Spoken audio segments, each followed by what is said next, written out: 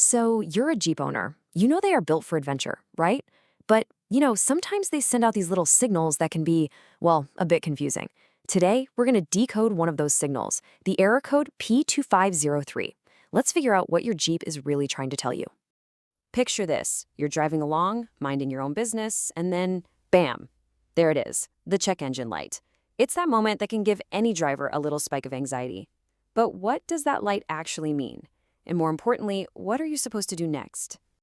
So when you see that P253 code pop up, it's pretty easy to assume the worst. But I want you to think of it less as a disaster warning and more like a specific message. Your vehicle is trying to communicate, and our job right now is to translate. Okay, so the very first step is super simple. Don't panic. Seriously, this isn't just some random mysterious problem. It's a puzzle. Your Jeep has just handed you the first clue, and we are going to solve this thing together, step by step. So what is the specific message your Jeep is trying to send? Let's go ahead and translate this code from car language into plain English so you know exactly which system needs your attention. The P2503 code literally translates to charging system output low. In the simplest terms, it just means your Jeep's electrical system, which runs pretty much everything, isn't getting the juice it needs to operate correctly. Somewhere along the line, the power level is dropping. Okay, so to figure out why the power is low, we've got to do a little detective work. The source material points us to four main suspects that are usually behind this code. We're going to investigate them one by one, starting with the easiest stuff first. Our first and most accessible suspect is the accessory drive belt. This is a fantastic place to start your check because, a lot of the time, it's a really straightforward mechanical issue. So you might be wondering, how can a belt cause an electrical warning? Well, think of it like a chain reaction. This belt connects key parts to the engine's power. If that belt is loose, if it's slipping, or if it's just plain broken, then the powertrain control module, the PCM, which is basically your car's main computer, it loses its grip on the charging system. It spots this failure and immediately sends out that P2503 alert. All right, let's move on to our next suspect. We're shifting gears from a mechanical part to the electrical wiring itself. We're talking about high resistance in the fused circuit. Now, that sounds super technical, but the idea is actually pretty simple. A fuse is kind of like a gatekeeper for electricity. If that fuse is blown, or maybe the wiring connected to it is damaged, not enough power can get through to the powertrain control module. The module senses this power shortage and, you guessed it, it triggers that charging system output low code. Our third suspect is one that many of you probably thought of right away.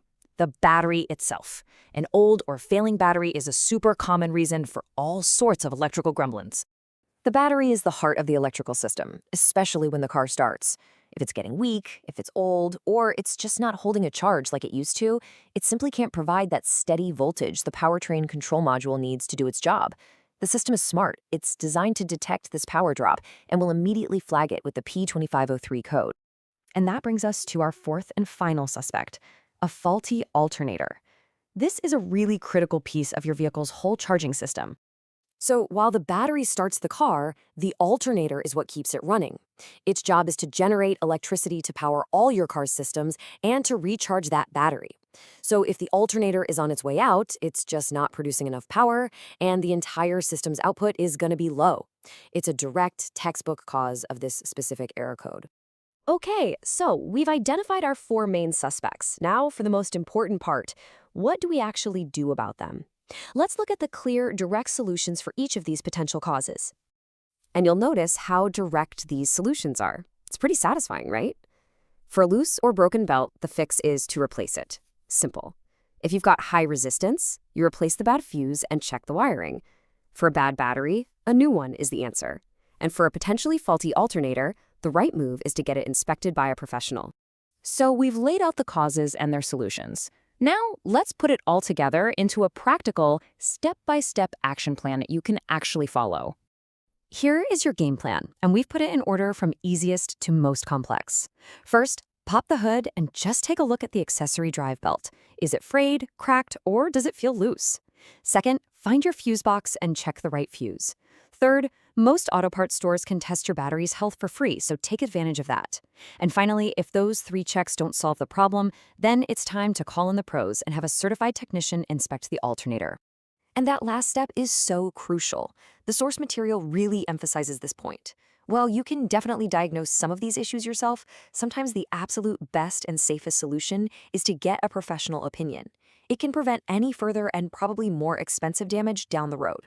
And ultimately, this is what it's all about. That error code isn't some big scary mystery anymore. By understanding what it means and knowing the potential causes, you're empowered. You're in a position to take the right steps to fix the issue and to get your Jeep back to running the way it was meant to. So now you've got the full breakdown, you've got the list of suspects, and you have the action plan. By following these steps, you can turn that confusing check engine light into a problem you know exactly how to solve. So the only question left is, what's your first step going to be?